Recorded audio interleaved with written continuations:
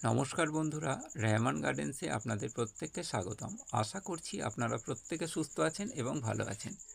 একটা লঙ্গন গাছকে কিভাবে কলম করতে হয়, গ্রাফটিং করতে হয়, সেটা আমি আজকে আপনাদের দেখাচ্ছি।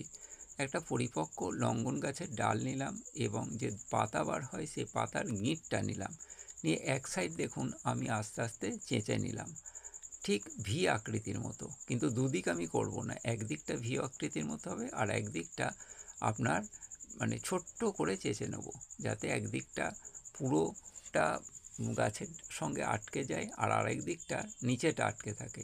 এইভাবে আপনি গ্রাফটিং করতে পারেন। এটা হচ্ছে লঙ্গন গাছের গ্রাফটিং।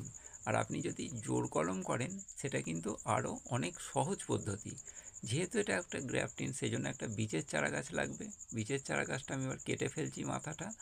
মাথাটা কেটে ফেলার পর আমি এটাকে চিড়ে নিচ্ছি। এটাকে এমনভাবে চিরতে হবে যাতে পাতলা চামড়াটাই কেবল চেরা হবে, যেন ওর শক্ত ডালটা আমি চিরব না।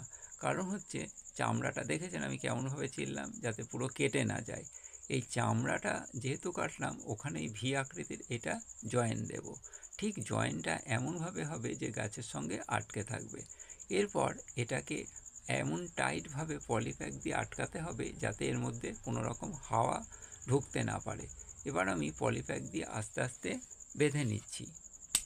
বেঁধে নেওয়ার পর আপনি এটাকে ছায়া জায়গায় রাখতে পারেন বা হালকা রোদ পড়ে সেরকম জায়গায়ও রাখতে পারেন।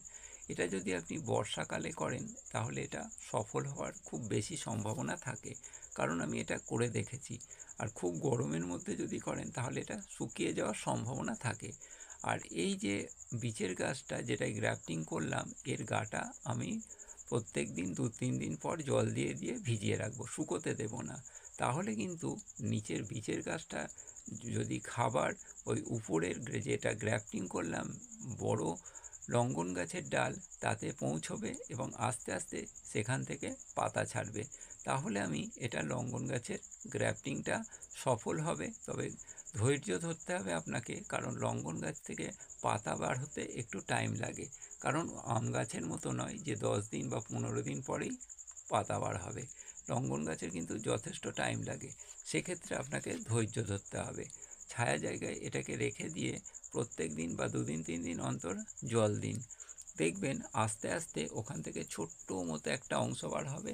সেইটা বার হয়ে বড় হতেই 1 মাসের ওপরে টাইম লেগে যাবে। নিজে করে দেখেছি তাই আমি আপনাদের বললাম। আর অন্য আম গাছের কী হয় 15 দিন পরেই দেখা যাবে। তবে এর উপরে আপনি প্লাস্টিকও চাপা দিতে পারেন, আর না দিলেও হবে, এখান থেকেই পাতা ছাড়তে শুরু করবে।